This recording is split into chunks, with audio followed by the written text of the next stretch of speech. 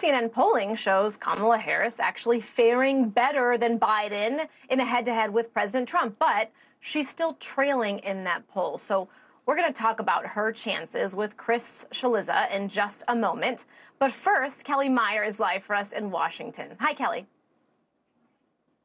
Hey there, Elizabeth. Well, we're just getting this word in from a private fundraiser that President Biden is attending, and he admitted in his remarks there that he did not have a good debate. He said in new comments that he wasn't very smart for traveling around the world a couple of times, he says, before the debate. He added there, quote, "I didn't listen to my staff, and then I almost fell asleep on stage." He says, again, it's not an excuse, but an explanation. So that now it seems as though President Biden is shifting the blame to his world travel for his performance at the debate. This may raise more questions than answers, though, because the White House press secretary, Karine Jean-Pierre, tried to say that he was sick and that it wasn't a good debate either earlier today. She says he is feeling a bit better, but he still has a cold. She was asked if after the debate if President Biden was examined by a doctor, which she didn't answer. But when she was asked if he was going to get a cognitive test, she said the medical team has said it is not warranted in this case, not necessary, she said. Here's more from the White House press secretary today. And he knows how to do the job, not because he says it, because his record proves it. Because for 3.5 years, almost 4 years, the president's record has been unprecedented, delivering for the American people.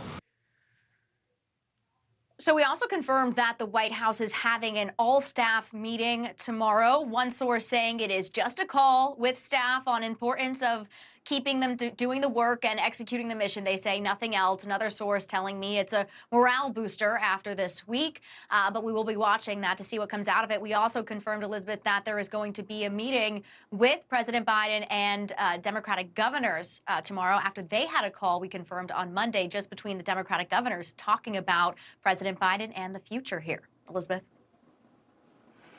You know, Kellie, before I let you go, we are seeing this fracturing, right? And not necessarily a lot of acknowledgement from the White House that there is this fracturing among the party. They're saying, yes, it was a one-off, it was a slip-up, but we are forging ahead. Are you hearing that from any insiders in the White House, that they acknowledge the fact that the Democratic Party appears to be splintered? It seems as though they haven't addressed it in that way. What they're trying to do, it seems the White House strategy this week is to try to go about business as usual.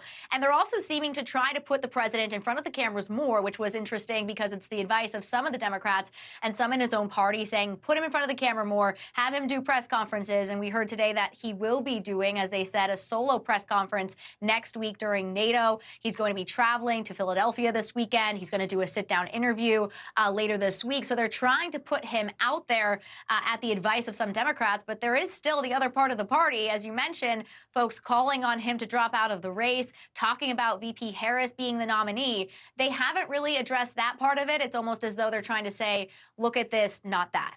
Elizabeth. Kellie, excellent reporting. That was sort of my take today when I listened, as you mentioned, to the White House briefing.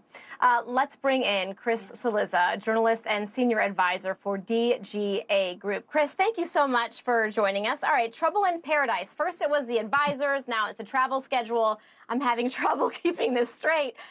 Break this down for me. What is your reaction to now this new news that there's another reason why there was a poor performance, aside from the cold, by the way? I believe I forgot that as well. Yeah, so that's exactly the problem, Elizabeth. Effective messaging is you pick one message and you say that message as much as humanly possible, right? That's why it works usually in campaigns. This is the opposite of that.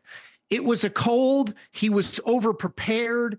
He traveled to Europe and back. Let me just note on that last one. Number one, it's a really bad excuse, generally speaking, because the president of the United States should not say, I almost fell asleep on stage when there are worries that he's too old to do the job. Okay, period. But I did a little bit of fact checking on this. Joe Biden returned from Europe in the G7 June 15th.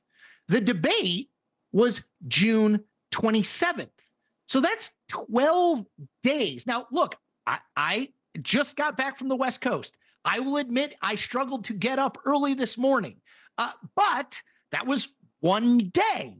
12 days to recover from a trip to Europe?